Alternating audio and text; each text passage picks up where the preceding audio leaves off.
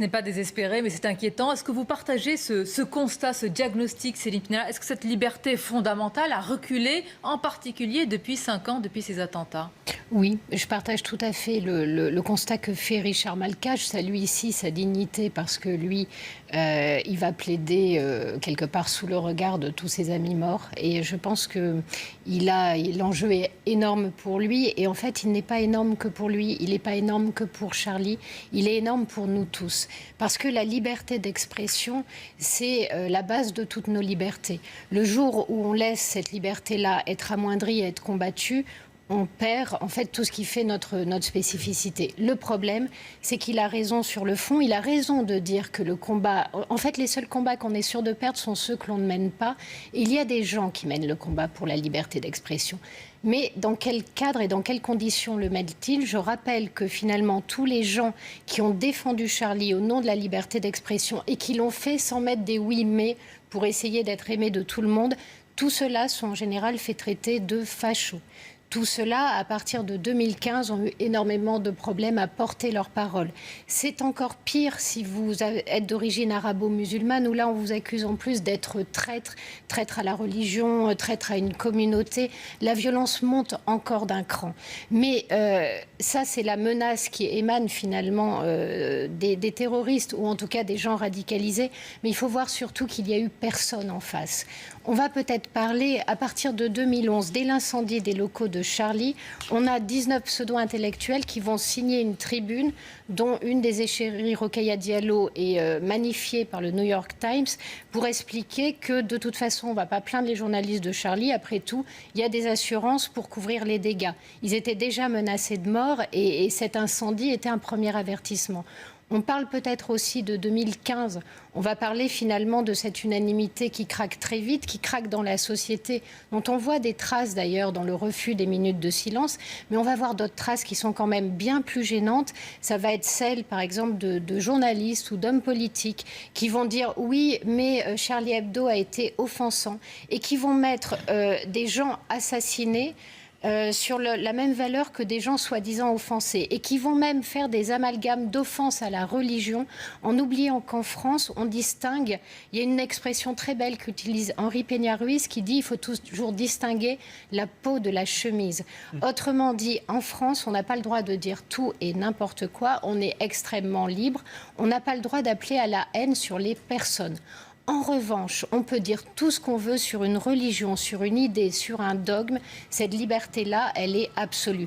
Le refus de distinguer quelque part une notion abstraite des gens qui la portent, c'est là en fait que le bas blesse et c'est là que beaucoup de monde ne comprennent pas. La liberté d'expression, c'est pas juste entendre ce qui nous fait plaisir, c'est accepter d'entendre ce qui nous heurte, ce qui nous violente et de l'accepter tant que les personnes, voilà, sur les idées. Mais je veux il faut surtout parler de ceux qui étaient en devoir de défendre cette liberté d'expression, qui ne le font pas. Moi, je voulais reparler de l'histoire de Mila et de Madame Belloubet, où Madame Belloubet dit texto, elle est garde des Sceaux, on ne peut pas dire qu'elle n'a aucune culture juridique, ce serait entièrement faux, et elle va dire à un moment donné, l'insulte à la religion est une atteinte à la liberté de conscience, et c'est grave.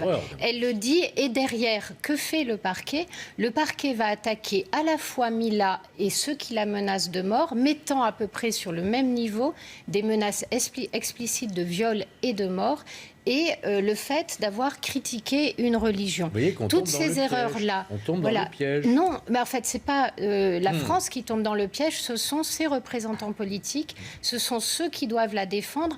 Comment voulez-vous ensuite qu'un dessinateur ose dessiner Mahomet? Tomber dans le piège, c'est se poser la question très claire. Est-ce qu'aujourd'hui, des gens osent encore dessiner Mahomet? La réponse est non. Est-ce qu'aujourd'hui, on sort les dessinateurs des rédactions? La réponse est oui. Le New York Times l'a même théorisé en disant c'est trop incendiaire. C'est quelque chose depuis tout à l'heure. On n'a pas évoqué ce qui a été appelé l'esprit Charlie. C'est quoi précisément d'ailleurs? C'est compliqué à définir. Est-ce qu'il y a une injonction à être Charlie? La réponse du philosophe Michel Onfray est juste après votre réaction. Il ne veut Je suis Michel Onfray, moi je ne suis pas Charlie.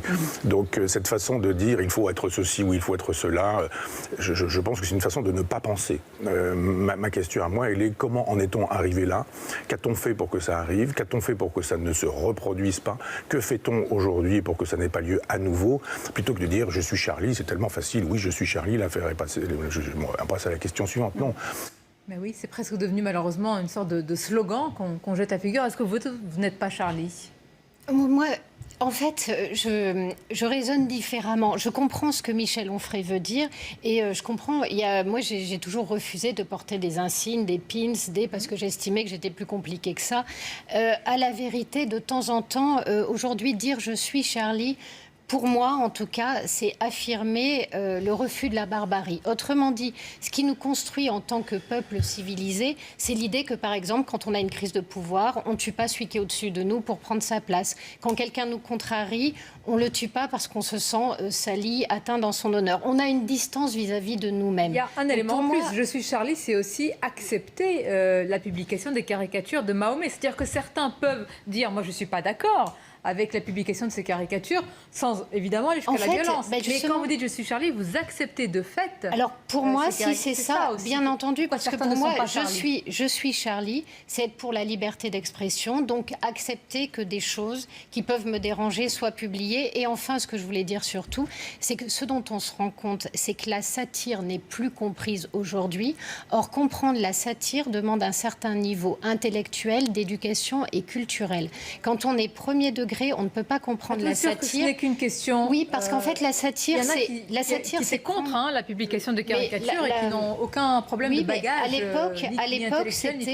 À l'époque, on était encore dans le respect de la culture. Donc, on est dans le fait que tout ne peut pas être dit.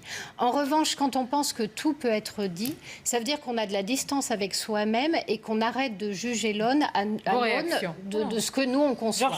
Juste ceux qui se revendiquent souvent de ne pas être Charlie, pas si on leur pose la question et qui pose un problème philosophique comme vient de le faire Michel Onfray, mais à l'époque, juste après Charlie, ceux qui se revendiquaient de ne pas être Charlie faisaient très souvent le procès de la France derrière en disant mais c'est normal parce que la France et les Français sont racistes, parce qu'ils ne respectent pas la religion, parce qu'il y avait des choses très fortes. On peut ne pas être Charlie et condamner fermement, sans aucune nuance, etc., les attentats. Oui, c'est même humain. C'est même humain, j'allais dire, ne pas supporter que quelqu'un soit tué pour ses opinions. Je crois que ça... Mesdames, Messieurs,